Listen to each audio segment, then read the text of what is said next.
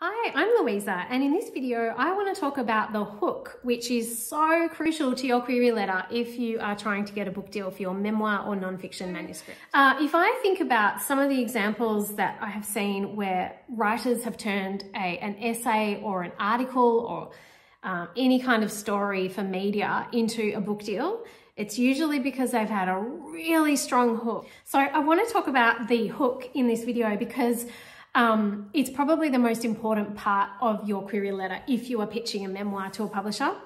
And I think that a lot of writers actually think that their hook is their theme or the topic. The hook is actually what's really unique about your story. And I want to give you a bit of a trick to finding your hook so that you can have a much more successful query letter outcome. If I think about some of the examples that I have seen where writers have turned an essay or an article or any kind of story for media into a book deal, it's usually because they've had a really strong hook. And with memoir particularly, there has to be a strong hook. Otherwise, no one will want to read your story. Because if you are not a celebrity or a prime minister or a tennis star, people will need to be actually really engaged in your story. And you know, memoirs on just general topics and themes like the death of a parent or I don't know, going out walking and getting fit, that's not going to sell.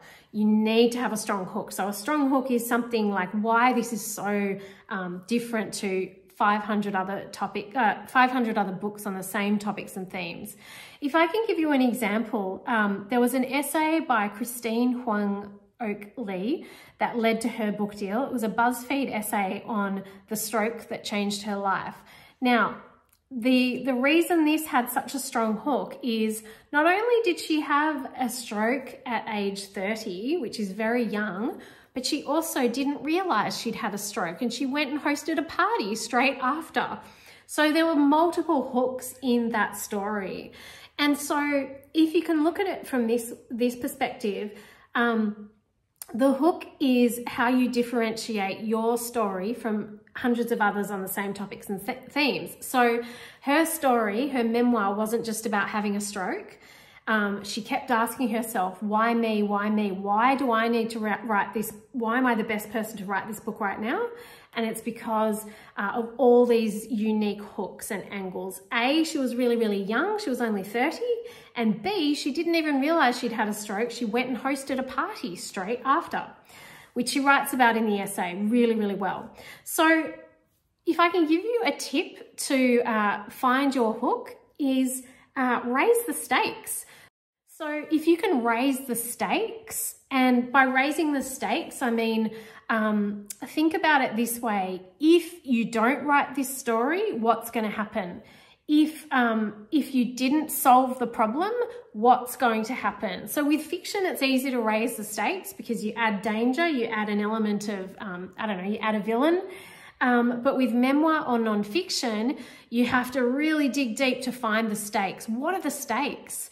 And before you can raise them, you have to know what the stakes are. So have a think before you write your query letter. Ask yourself this question: what are the stakes in my story? You've got to remember that the publisher or the agent that you're querying will always have in the back of their mind, why is this author the best person to write this story right now? Why should I commission them to write the story and no one else?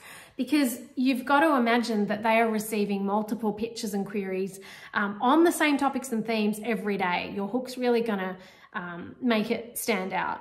So if you can raise the stakes, you really got to make the stakes super clear in your query letter and raise the stakes. So go up a notch, dive deeper, think to yourself, what did I do that no one else has done about this particular thing? Or, you know, why was it more dangerous for me to do this thing? Or why did I never do it and everyone else did? You've got to raise the stakes. I hope that's clear. Hooks are tricky things. That's why it's really important to have some feedback on your query letter, I think, and to actually talk about the story. And this is also why I recommend in my programs that you should get an article or an essay or even anything for major media, get one thing published on your book before you start pitching it. Why? Because that's going to show you what the real hooks are, what's interesting to people about your story. People really struggle with the hook. I know that I never really knew what a hook was until I worked as a freelance journalist. And when you're pitching stories to publications, such as, major news outlets, they want to know what the hook is. And the hook is the most relevant or timely piece of the story, and the reason that you need to write this story right now and they need to buy it.